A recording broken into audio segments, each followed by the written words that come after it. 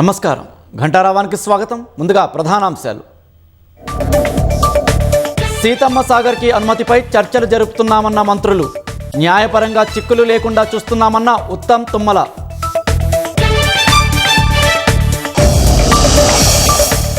కేసీఆర్పై కక్షతోనే రేవంత్ రెడ్డి కాళేశ్వరాన్ని ఎండబెట్టారన్న కేటీఆర్.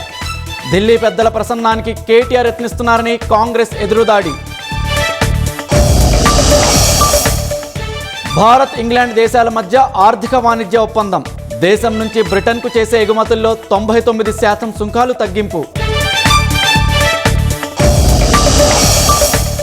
ఎల్నినోతో జలాశయాల్లో ఆందోళనకర స్థాయికి నీటి నిల్వలు. భారీ వర్షాలు కురిస్తే తప్ప పరిస్థితి మెరుగుపడదన్న అధికారులు.